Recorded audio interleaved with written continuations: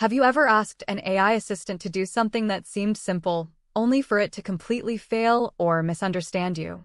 It's a common frustration, and a new research paper digs into exactly why this happens, especially when people use AI for programming. Welcome to Summarize Science, where we break down the latest research for you. AI assistants like ChatGPT are becoming incredibly popular tools for writing and debugging code. But using them effectively requires understanding what they can and, more importantly, what they can't do. Researchers wanted to systematically identify the most common misconceptions users have about these tools' abilities.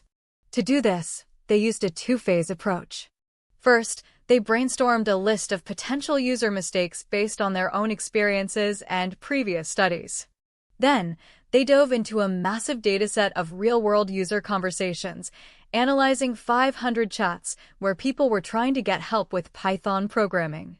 This allowed them to see which misunderstandings actually show up in the wild. So, what did they find? By far, the most common misconception was about web access. Users frequently gave the AI a URL to a website or a data file and expected it to go to the link, read the contents, and use that information in its response.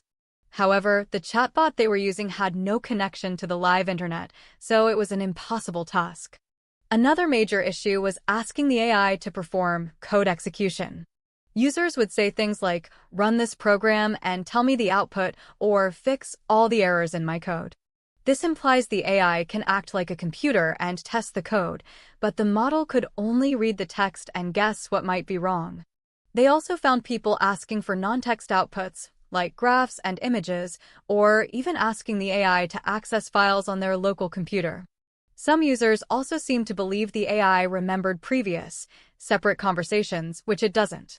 The researchers highlight a crucial distinction: misunderstandings about the specific tool versus the underlying AI model. Most of the problems they found were tool-level, like not knowing if a specific app had web browsing enabled. This is extra confusing because some AI tools do have these features, while others don't, and it's often not clearly communicated to the user. So, let's recap the important points. Programmers, and likely many other users, frequently overestimate an AI assistant's abilities, assuming it can browse the web, run code, and access local files. This isn't necessarily the user's fault, but rather a design problem where the tool's limitations aren't made clear. What does this mean for the future? The paper suggests that AI interfaces need something like a simple spec sheet or a dashboard of icons.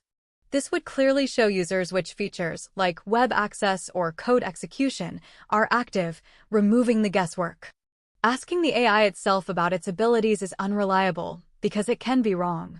Ultimately, as we use these tools more, it's crucial that we understand their boundaries to use them safely and effectively. This study provides a fascinating look into the gap between our expectations of AI and its current reality. Thanks for watching Summarize Science.